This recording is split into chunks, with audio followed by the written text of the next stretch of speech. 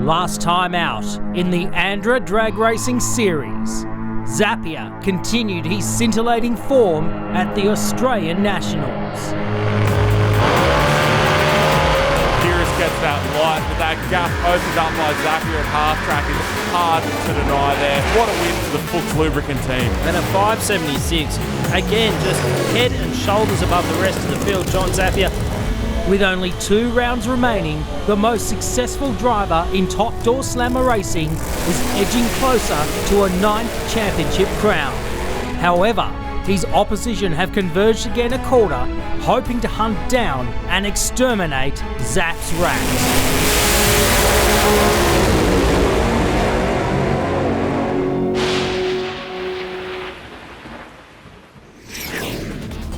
Hello and welcome to the ANDRA Drag Racing Series. We're here at Calder Park Raceway in Victoria for round 5 of the ANDRA Drag Racing Series, and it is also a round of the Top Doorslammer Championship. It is going to be fantastic. We have got a huge field of top Doorslammers assembled, some of the quickest in the nation, and they're all going to be gunning for John Zappia here this weekend. He's way out in front in the championship. Speaking of which, let's have a look at the championship points right now. John Zappia, 428 points. Peter Kapiris, Grant O'Rourke and Mark Valeri all fighting amongst themselves for second, but it is going to be a great race meeting, and let's go catch up with some of our drivers.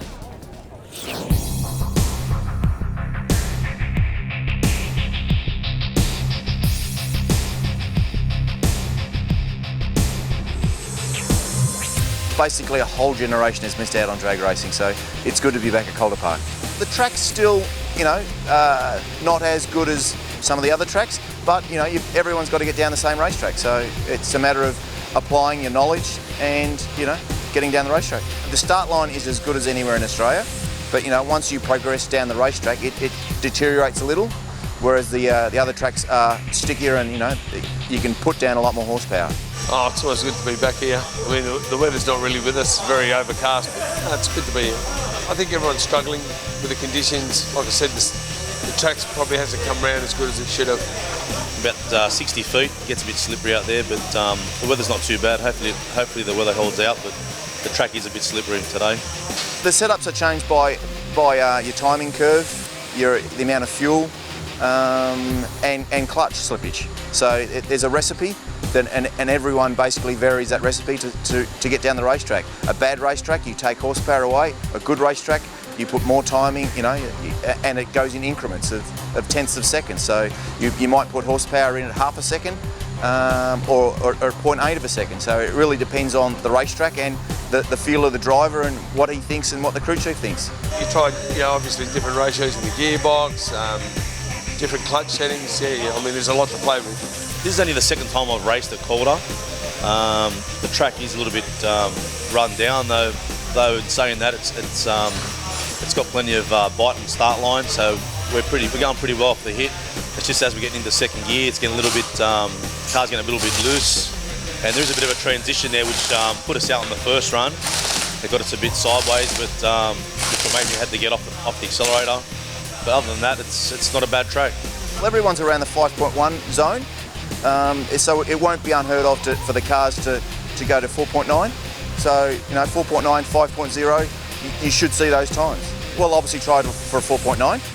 We think the track will hold the power, but then again, that's that magic recipe of if you try and put too much power down, you'll go backwards.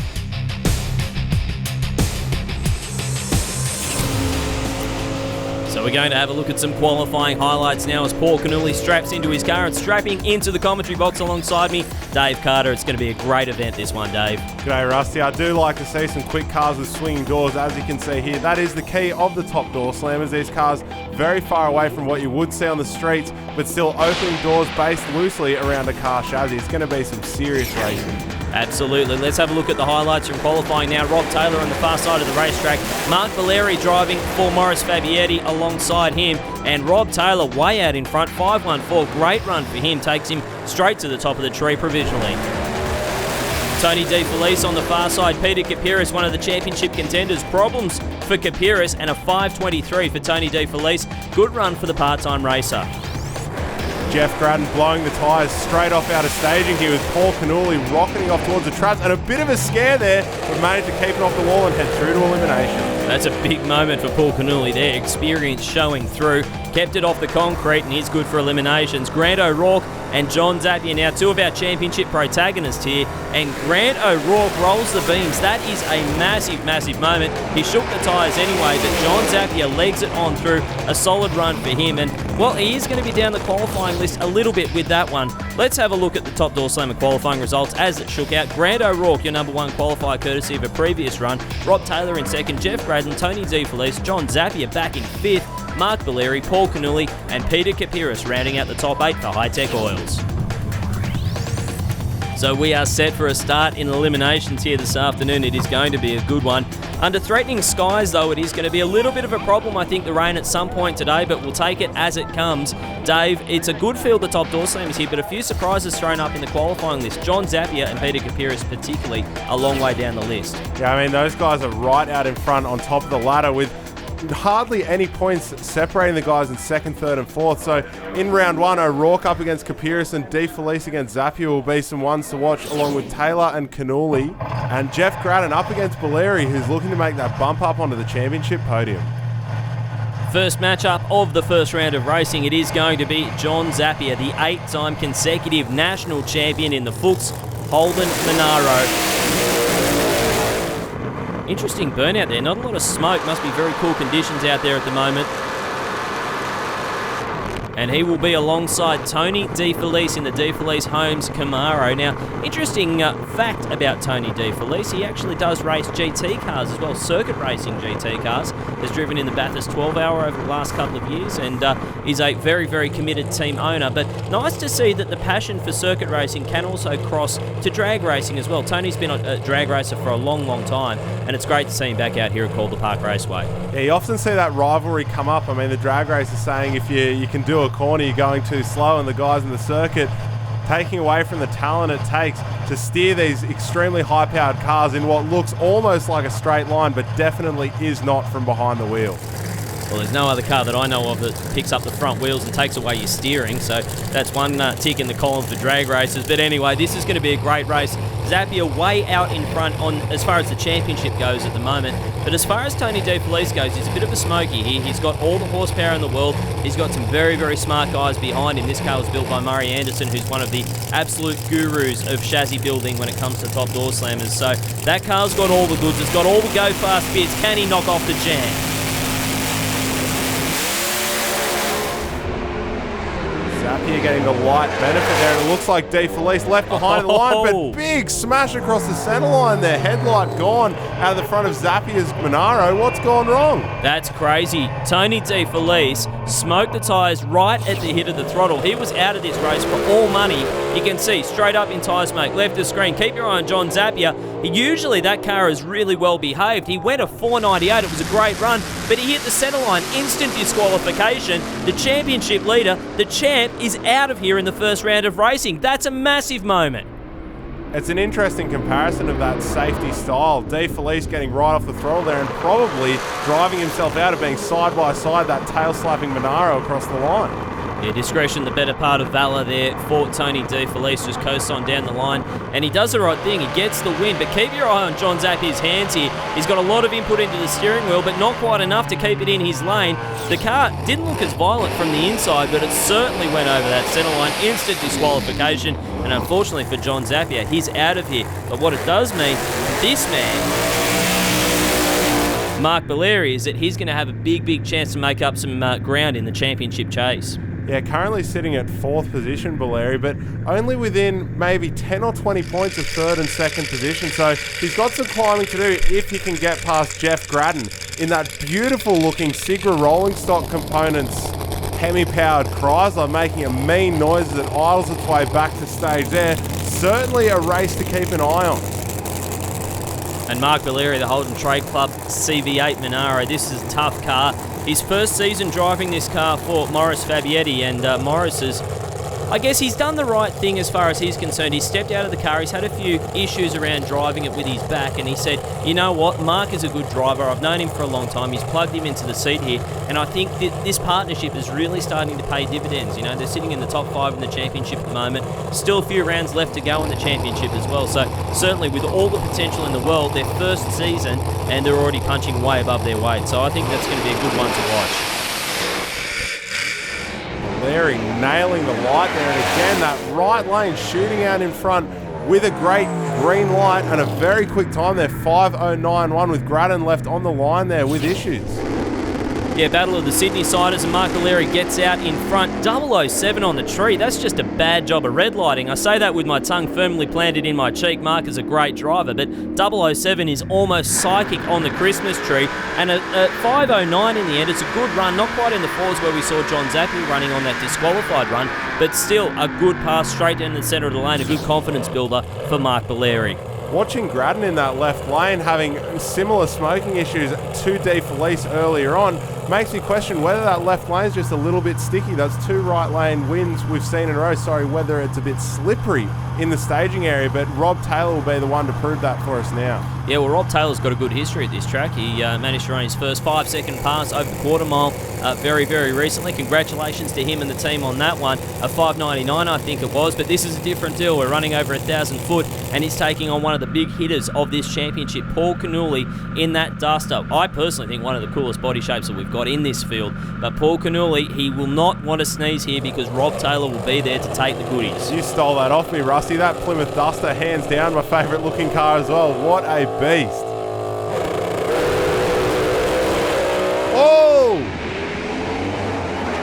Oh, you talk about a pedal fest. Rob Taylor was smoking, he was shaking, the chutes haven't come out, he's got a handful on his hands right now. He's got to get that car stopped. It looks like the chutes have blossomed, so he should be okay. But man, I don't even know where to start on this one. We've got to have a look at the replay.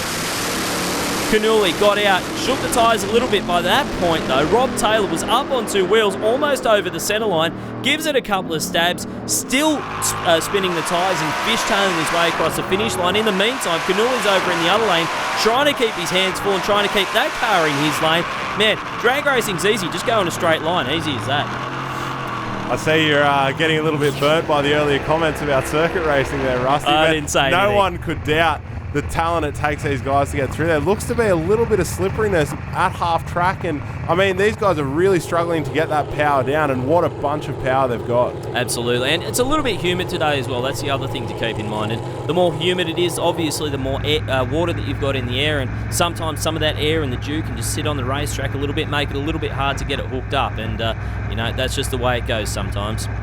Yeah, it was interesting to see from that aerial shot the huge skid marks from Paul Cannulli there. I mean, crazy to hold on to it and keep it off that centre line, and hopefully this pairing between Grant O'Rourke and Peter Kapiris will be a bit more faithful than the earlier ones we've seen. We've seen some real hairy moments, and hopefully not to be continued into the finals. Well, absolutely, and you know, these two guys are number 2 and 3 in the championship at the moment, so there's a lot on the line when it comes to this race. Peter Kapiris racing in front of his hometown crowd here in Melbourne, and qualified right at the bottom of the list, not where we're used to seeing the former national champion run. He's way down there in 8th, and Grant O'Rourke, well, he's right up there at the pointy end. Number 1 qualifier coming in. You wouldn't expect these two guys to match up in the first round of racing, but we find ourselves here. That is the quality of this top Doorslammer field.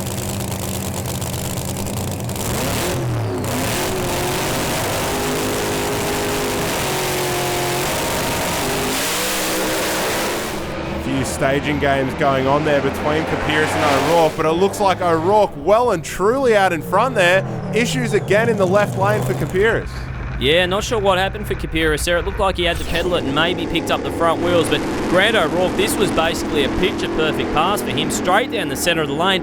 It looked like he could have even taken his hands off the steering wheel. That thing went so straight. Great run for him. That team have got this track nailed down, but keep your eye on Peter Kapiris. Shook the tyres, gave it a pedal, got back into it, and the car went quiet. Something came off it. I'm not sure what it was, but by that point, this run was basically done. 5:05 for Grant O'Rourke. A solid win for him, and he will move on to the semi-finals where he'll take on Tony De Felice, the giant killer in the first round of racing. But Peter Kapiris out of here, number 2 in the points, number 1 and 2 in the points, I should say, out of here in the first round of racing. Our semi-final matchups will see O'Rourke and De Felice and Paul Cannulli taking on Mark Belleri. Let's go catch up with John Zappia and find out what happened.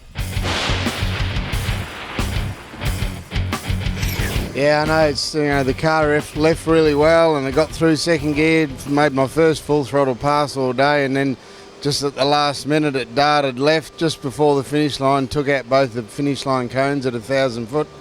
Possibly a little bit of oil got under the left tyre, made me drive straight left. But other than that, it was going really well, and we thought we had it in the bag. The other guy lost traction. We could have backed off and rolled, but it just happened that quick that there's no way I could catch it and keep it in my lane, unfortunately. But anyway, so far at the moment we're leading the points still by 120 points. Green O'Rourke's now in second place, so we'll see how it goes at the end of the night. We're still looking good at Adelaide, but we can't determine whether we've won it or whether we've got to wait till Adelaide to get the final outcome. But the Fuchs Monaro went well on that run, but unfortunately it used up too much track, and that was it. You absolutely have to give it to John Zappia. He's out in the first round, but he already knows how the points are shaking out. An incredible racer. Don't go anywhere. We've got all the semi-final action coming up after the break.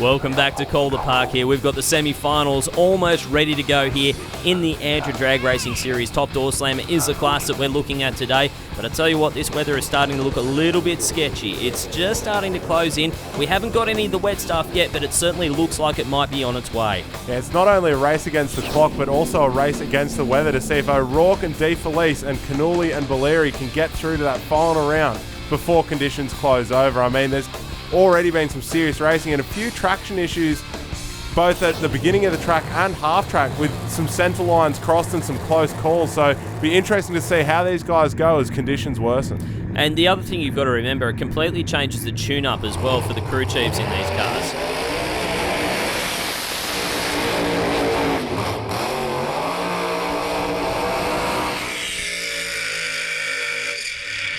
You're right, Rust. It's no small feat to keep these blown big blocks on song, and I bet there's a few cluey guys in the pits with laptops having a bit of a tweak with the fuel and the timing maps, trying to make the absolute most of the traction here without blowing off the tyres, as we've seen in earlier rounds. And it's interesting. There's a whole lot of things that they can do to try and take horsepower out of these cars, to try and change the clutch around. They can take fuel away, they can change the blower overdrive on it, they can change heat gaskets, they can take weight off the clutch to try and stop it from hooking up so quickly. But all in all, a lot of this is going to come down to the driver. They need to be able to react. They need to be able to pedal the car if it smokes the tyres. If it starts shaking, maybe grab a little bit of the handbrake to try and slow the wheel speed down. A lot of this is going to come back to the guy in the seat. And in this case, you've got two very experienced campaigners in Mark Belleri, left of screen, and Paul Cannulli in that beautiful duster. Yeah, sounds like a few professionals' tricks under your sleeve there, Rusty, and I'm sure these guys will be using every spare limb to get these cars in a straight line and in front of the other one through the track. I'm available for hire.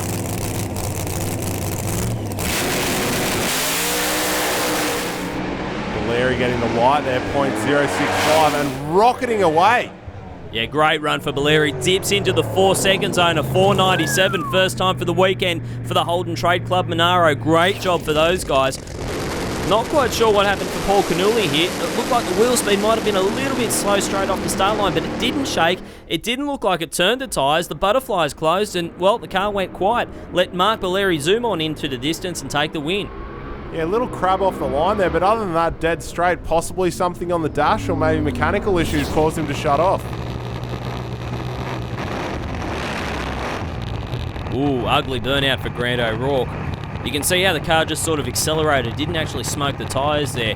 I dare say that that's going to still have a little bit of residual water on that car, which is going to make it difficult to get it hooked up. He is taking on Tony De Felice, a man who, surprisingly for him, found himself in this semi-final round. Smoked the tyres right off the hit of the throttle in the first round of racing, but the 8-time champ John Zappia went across the centre line, handing the win back to Tony DeFelice. Sometimes you say, well, you'd rather be lucky than good, and in this case, Tony DeFelice was certainly lucky, but hey, it's only the win light that counts. That gorgeous Camaro of DeFelice coming back onto the line now, getting prepared to face off against the 68 Pontiac Firebird piloted by Grant O'Rourke. I mean, both these cars incredibly sinister looking, red v black, both coming into stage to find out who will be facing off against Mark Valeri in the finals. It's going to be interesting here. You can see Murray Anderson, crew chief for Tony DeFelice, out in front of the car just giving his final instructions, and Grant O'Rourke, well, he has a lot to do with the tune-up on this car himself. He knows exactly what this car is set up to do. Whether or not it does it is another thing, because the sun's going down, the temperature's dropping. It's going to be interesting to see how this shakes out. Oh, DeFelice. No, leaves before the Christmas tree was activated and hands the win to Grant O'Rourke. I guess you live by the sword, you die by the sword, and in this case for Tony DeFelice, he won by technical knockout in the first round of racing. This time he loses by it. Unfortunately, both of his runs today decided on the start line right there, with Grant O'Rourke rocketing away only a fraction later and coming past DeFelice for the win. On board with Grant O'Rourke. Now again, picture perfect pass right down the centre of the lane. They have got this car on rails right now. So, your final round for Snap-On is shaping up to be Grant O'Rourke and Mark Valeri in the battle of two of the championship contenders here. It's going to have big implications.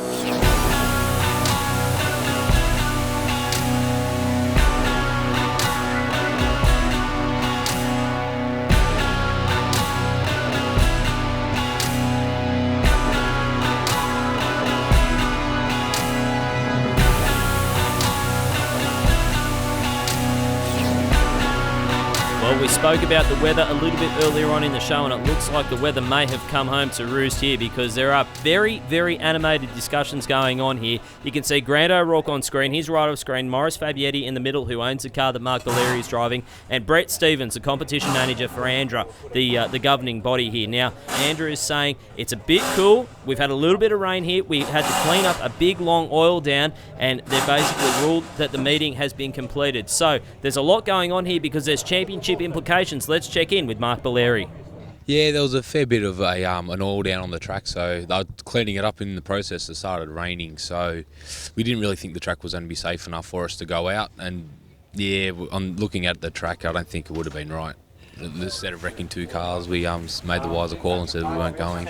We got too much money invested in these cars, especially my life and Grant's life in the seat. We don't want to risk that. Well, you put a helmet on and you'll drive the wheels off the thing, and I don't think there's any point in peeling them back off the wall to take them home. It's not for $1 million. It's not for sheep stations. For the bit of money you get and the trophy you get, we're hoping to finish that off and sort it out in a month's time in Adelaide. The outcome of that I don't know right now, but it's just not worth it. Good to see the cooler heads have prevailed, but you see why those guys were so interested in racing, or so intent on racing, because Grant O'Rourke and Mark Valeri are second and third in the points behind John Zappia. Now, it looks like this event may or may not be completed at Adelaide. We're still waiting on a decision from ANDRA as far as that goes in this final round. But all in all, it was still a good event this weekend, Dave. Yeah, some close calls, but everybody managed to put the car on the trailer more or less whole. And that's exactly what you're going to see at the end of this Doorslammer series. Some of these guys ducking under the 5-second mark on the 1,000 metre, and that is some seriously quick racing.